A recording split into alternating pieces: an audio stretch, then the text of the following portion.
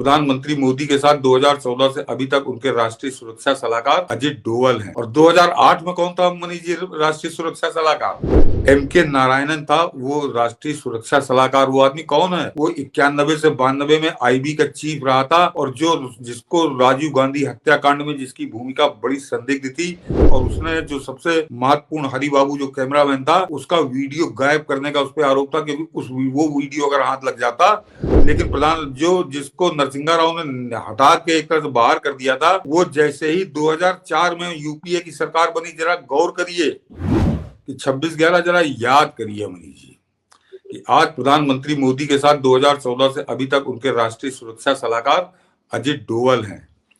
और 2008 में कौन था मनीष जी राष्ट्रीय सुरक्षा सलाहकार? किसी को याद है? मैं बताता हूं कौन था मनीष जी। एम.के. नारायणन था वो राष्ट्रीय सुरक्षा सलाहकार। वो आदमी कौन है?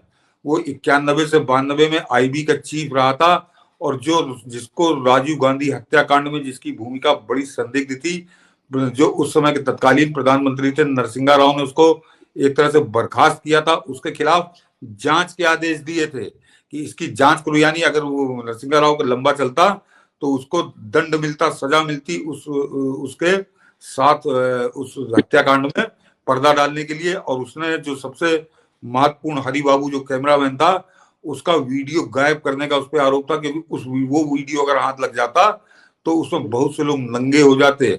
और वो वीडियो बरामद हो चुका था, बरामद होकर एम.के. नारायणन को दे दिया गया था। एम.के. नारायणन और वो कार्तिकेयन, इन दोनों को सौंपा गया था, लेकिन उसके बाद इन दोनों ने उस वीडियो को गायब कर दिया। वो वीडियो कहीं नजर ही नहीं आया। लेकिन जिसको नरसिंहा राव ने हटा के एक तरह से बाहर कर दिया था, वो जैसे ही 2004 में यूपीए की सरकार बनी, जरा गौर करिए कि राजीव गांधी हत्याकांड में जिसकी भूमिका संदिग्ध थी, उसको 2004 में आते ही सोनिया गांधी ने बंगाल गवर्नर बनाया था, बंगाल का राज्यपाल। और वो जो राज्यपाल से हटा तो उसको ले जाकर उसने अपने यहाँ राष्ट्रीय सुरक्षा सलाहकार बनाया था। तो वो आदमी 2008 में जब हमला हुआ तो एम.के. नारायणन इस देश का एनएसए था।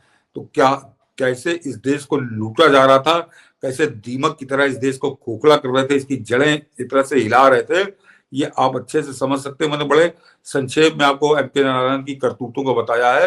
और वो आदमी उस समय एनएसए हुआ करता था। केवल एक आदमी का ऋणी रहेगा ये देश।